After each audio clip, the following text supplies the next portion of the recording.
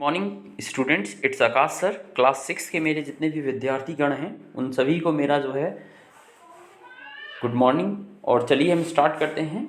Chapter number 7 जो था आपका ज्योग्राफी का, ये रह गया था, इसे आज स्टार्ट करते हैं। इसका एक ओवरव्यू भी देखते हैं और चैप्टर का नाम सबसे पहले पढ़ते हैं। तो इस चैप्टर का नाम है our country India. Okay, chapter का नाम है। तो इसका ओवरव्यू एक देखते हैं। इंडिया के बारे में सबसे पहले, आप जिस देश में रह रहे हो आपको उस देश की नॉलेज होनी चाहिए, ज्ञान होना चाहिए। तो जो भारत है, भारत जो है विश्व का 7वां सबसे बड़ा देश है। India is the 7th largest country in the world. ठीक है, यानी कि इससे पहले 6 और बड़े देश हैं, उसके बाद इंडिया की जो पोजीशन है वो 7th पोजीशन है।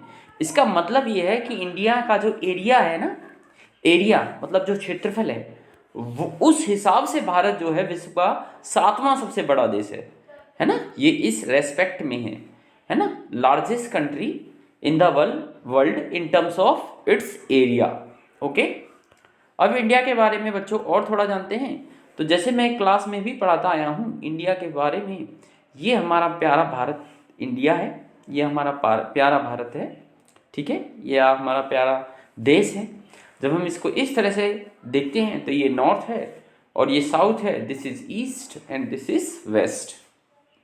तो इस तरह से हम डायरेक्शन भी देखते हैं। इसमें 4 कार्डिनल डायरेक्शन भी पढ़ाई थी मैंने, जो थी नॉर्थ ईस्ट, है ना, इधर था नॉर्थ वेस्ट, ये था साउथ वेस्ट और ये था साउथ ईस्ट। ठीक है, तो ये कुछ एक्स्ट्रा नॉलेज है, आपको अपने देश के बारे में आपको पता होना चाहिए। आगे देखते हैं। India is the second most populated country in the world, यानी इंडिया जो है विश्व में, इंडिया की जो जनसंख्या है, भारत की जो जनसंख्या है, यानी कि जनसंख्या के आधार पर भारत का विश्व में दूसरा स्थान है। कौन सी पोजीशन है? 2nd पोजीशन है। ठीक है, इस तरह की चीज़ें आपने जानी। अब आगे चलते हैं। अकॉर्डिंग टू द 2011 सेंसस, यानी 2011 की जो जनगणना होती है, जनगणना जानते हो ना बच्चों, जिसमें ये देखा जाता है कि उस देश में कितने लोग निवास कर रहे हैं, how many peoples are living in that particular country. According to the 2011 census, the population of India is more than 1.2 million.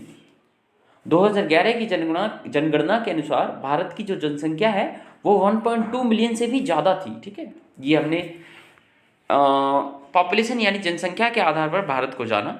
ठीक है, आगे चलते हैं।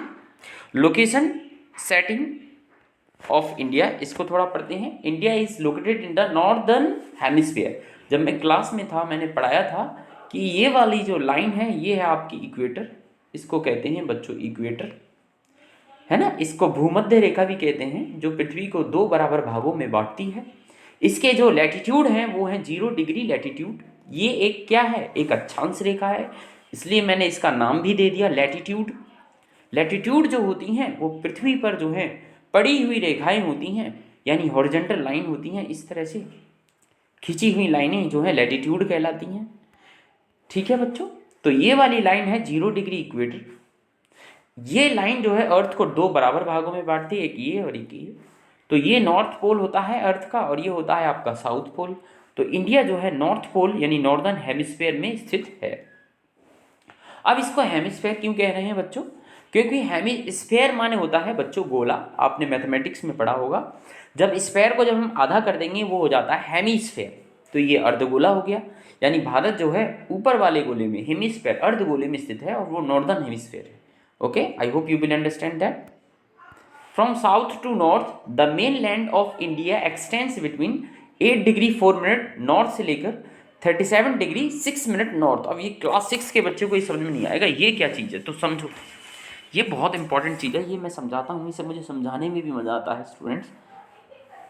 ये हमारा इंडिया है, नॉर्मली हमने देख लिया। इंडिया जो है यहाँ से यहाँ तक है और यहाँ से यहाँ तक है। ठीक है, एक नॉर्मल नक्शा सा देख लिया हमने कि भारत जो देश है हमारा वो इस तरह से है कि वो यहाँ से यहाँ तक है।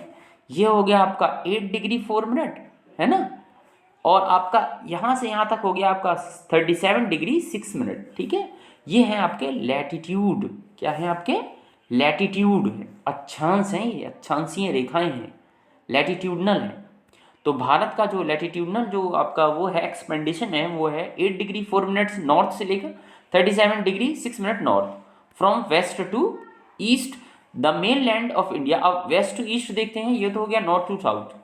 अब वेस्ट टू ईस्ट भी देखते हैं। वेस्ट टू ईस्ट जो है 68 डिग्री 7 मिनट ईस्ट से लेकर 97 डिग्री 25 मिनट ईस्टर्न लॉन्गिट्यूड, ध्यान देना ईस्टर्न लॉन्गिट्यूड।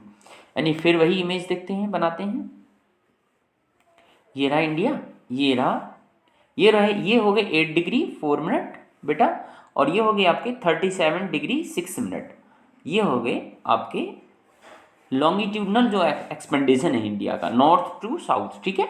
अब इधर देखो, ये है आपकी ईस्ट, ये है आपकी ईस्ट, और ये इधर ईस्ट वेस्ट मत लेना, क्योंकि हम लॉन्गिट्यूड ले रहे हैं, लॉन्गिट्यूड, देशांतर रेखा नहीं ले रहे हैं, लॉन्गिट्यूड ले रहे हैं। और लॉन्गिट्यूड वो लाइन होती है जो अर्थ के नॉर्थ पोल से साउथ पोल की तरफ वर्टिकली जो है खींची गई है, ठीक है। इस तरह की जो लाइन खींची गई है, ठीक है।